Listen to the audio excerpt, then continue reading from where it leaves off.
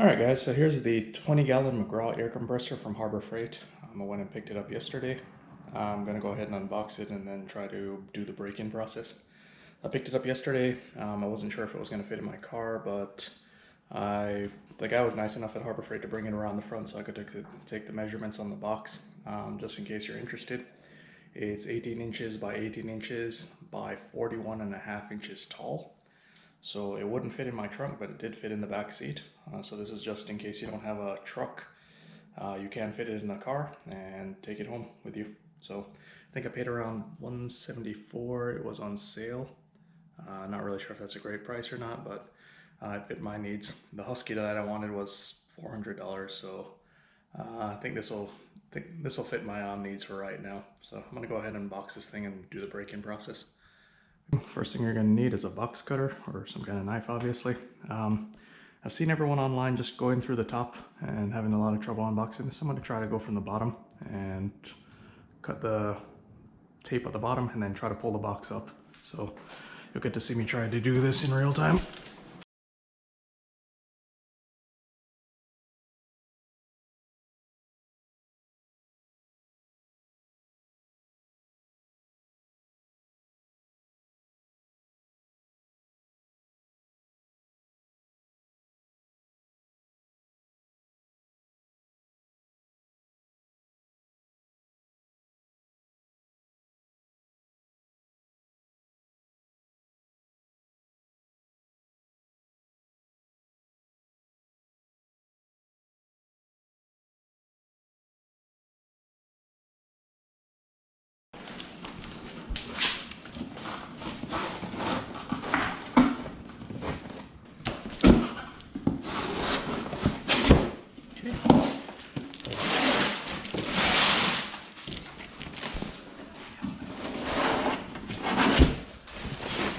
Okay, so I've got all 4 flaps out now.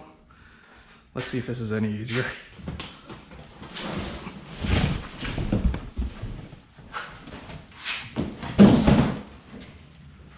Much better.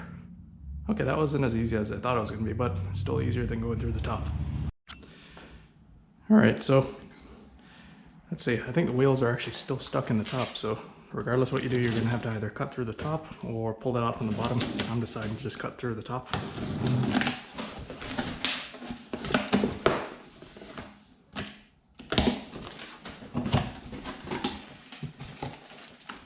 And let's see. I think this is the air filter.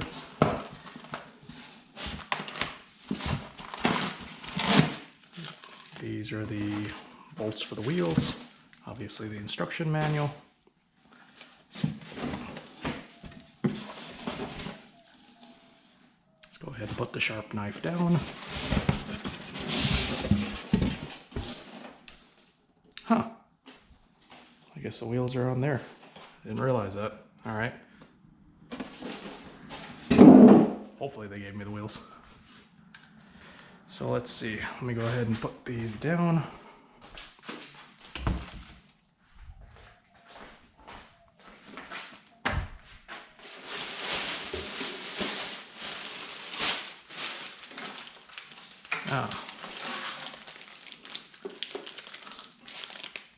So this is the compressor oil. I went ahead and bought more oil because you're going to need it. I think you'll get about, from the other videos I've seen online, you use about 3/4 of this, you drain it, and then you only have 1/4 left. So I went and bought a new bottle. If I can get this thing off.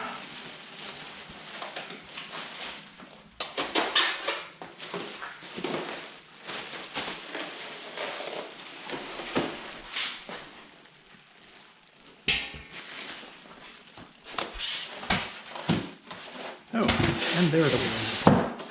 There the wheels are. They're at the bottom. Okay.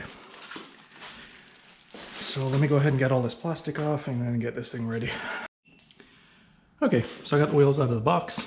One thing you'll notice on this wheel is there's a little longer pipe section. This goes in towards the air compressor. And then you've got these screws and a few washers, a nut, lock washer, and then a little sleeve. So basically you just put the nut through, Try not to drop your washers and your sleeve. Obviously one thing with this is you'll have to kind of hold this while you're doing this.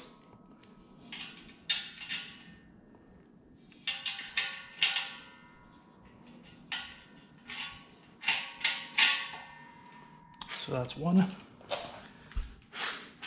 Again, same thing on this side. Wheel goes on this side. Slide the sleeve through. Grab your washer.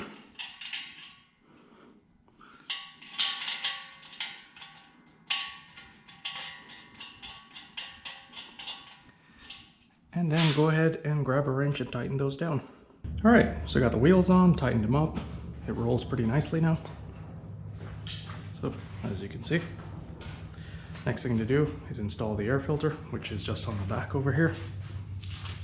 Got some silica gel, don't need that.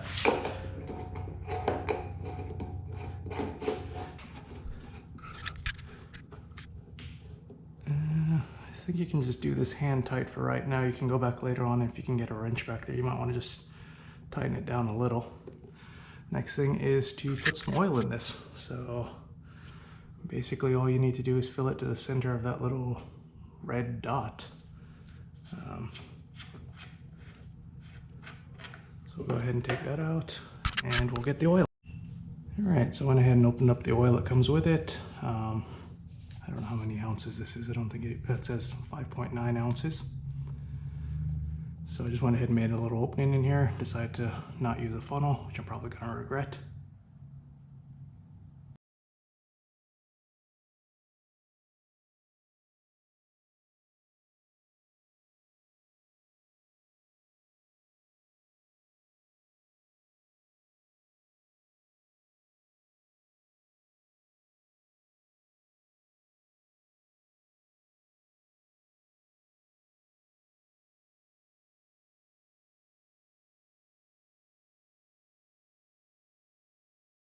So yeah, definitely go ahead and buy another bottle of this, because whatever you have left, I don't know if you can see that, but this is all that's left in here right now out of this whole bottle. So this is how much you use and this is how much is left. So you're not going to have enough to refill it after you do the break-in process.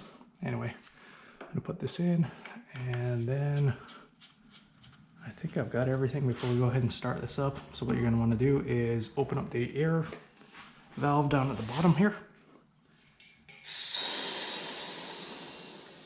And as you can see, it was tested at the factory, I guess, so it has some residual air. You're going to leave this open. You're going to plug it in, turn it on, and leave it for 30 minutes, and then hope nothing blows up. Alright, so I've got it all plugged in. I'm not using an extension cord because apparently other people have had problems with that. So I just plugged it directly into the wall socket in the garage. Nothing else is plugged in. One thing before we start up, you'll notice I have these little tags everywhere, and all they're doing here is making sure that you have oil in the machine. So they had one of these on the start, and then one of these on the plug itself. I think there's another one there. So just go ahead and make sure that your oil level is good. Let's go ahead and look at that just to make sure. I don't know if you can see that, but it's right around the middle. So we can start this up.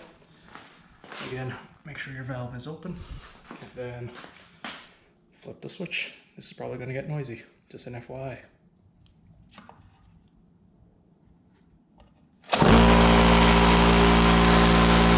"30 minutes later."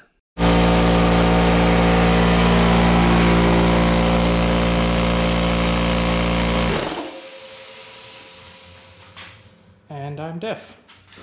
So that was 30 minutes gone. One thing you'll notice here is I would recommend putting a little piece of paper underneath if you're doing this in the garage. So I noticed there was this little black spot that started developing under here. So I put this little piece of white paper here to show you. This is what's left after I cleaned up the rest of it, but it looks like it's some kind of oil or rust or something. But just go ahead, that's just a little note. You don't have to, but unless you want a little spot on your garage floor. So right now, everything seemed to be okay. It didn't shut off, didn't blow up obviously, nothing fell apart. I'm gonna go ahead and let this cool down for a little bit, and then I'm gonna drain the oil, and then we'll refill it, and we should be good to go after that. Oh, one satisfying little thing to do. I think everyone likes doing this.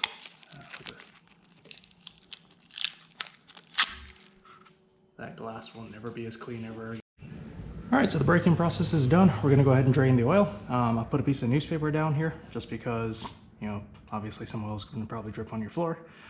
You're going to go ahead and take out the screw right here, which is going to drain the oil, and then remove the cap here to, you know, release the vacuum that's in there, and then hopefully all the oil will drain out. So we'll go ahead and grab a special tool for this. It's a very expensive tool. As you can see, it says premium. So all it is, I mean, you can sit here with a cup and try to drain it out, or you can use, you know, a funnel, whatever is good for you. I found an orange juice container and just decided to jury rig something up. Oh, this looks really ghetto, but let's see if it works. So first things first, I'm going to go ahead and take out this screw.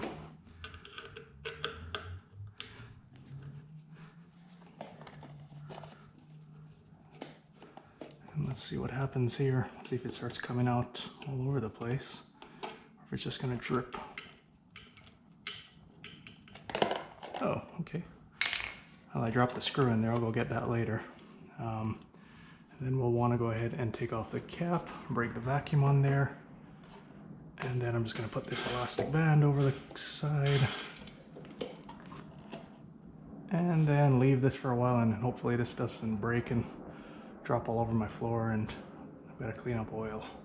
That would suck. Alright, we'll wait until this is done. Alright, so one thing to note while this oil is draining is this little handle right here. If they were to move this up a little bit and just bend it and then weld it on, it wouldn't be in the way of the oil bung. So that's just a note for Harbor Freight. That's the only annoying thing so far. One thing I noticed is the oil is really dark that's coming out. It's still draining. Looks pretty nasty actually. So we'll do a comparison of what the original oil looks like versus what this looks like. One other thing is, while it's draining, go ahead and tilt your machine obviously this way, or towards you, I guess, or towards the drain plug. That way you get out all the sludgy stuff. I won't try to do that while holding the camera, so, you know, just take my advice on that. It'll drain out the rest of the oil. Alright guys, so the braking process is done. I've gone ahead and drained the oil, and I just want to do a quick comparison of what the oil looks like originally, which you can see right here. I poured some into this little cap. This looks like a light vegetable oil. And then we get to see what actually came out. Chocolatey. Like the worst chocolate in the world, probably. Anyway, as you can see in there, it's pretty dirty. Some dirt streaks in there. I don't know if those are metal flakes or just grease. You know, it's just a mixture of just horribleness. Anyway, kind of expected this coming out of, you know, sorry to say a machine from Harbor Freight, but what I went ahead and did was, while it was draining, I went ahead and poured some more of this cleaner oil through the oil reservoir and just let it drip out so it could get as much of this stuff out as possible. And then what I'm probably going to do is just go ahead and, after the first serious run with this compressor, I'm going to just change the oil again just to be safe, because that stuff looks pretty nasty, as you can see. But again, not unexpected for a first run of a machine. So this is the oil I'm going to use to change out. I've got to actually fill it back up. So see, I've put the screw back in. There's no oil in it right now. Put the cap back on, so I'll go ahead and fill this back up to halfway, and then we should all, oh yeah, remember to close your air intake.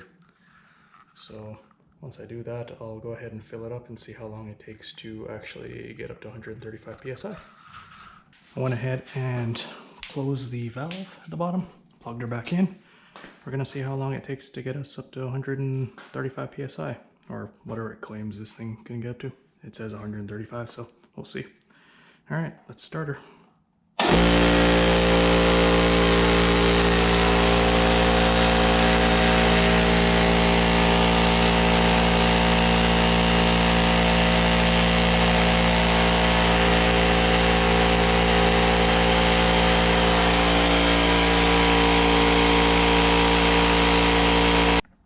Alright, so she just turned off. She's around, looks like 130 almost. I don't know how accurate these gauges are, so she shut off, but basically she took 4 minutes and 31 seconds to do that. So not too bad, I guess. We'll see if that improves. It's not too cold in the garage right now. It's like 70 something degrees, so maybe that'll change if it gets colder or hotter. But anyway, right now I'm pretty happy with that. So I've got a compressor I can use. Hopefully I get to use it on some projects going forward. For right now, that's pretty much it. I've got to go buy some accessories, some hoses. I should have probably done that at Harbor Freight too, but I get to go back to Harbor Freight, so that'll be fun. Anyway, that's pretty much it for now. All right, have a good one.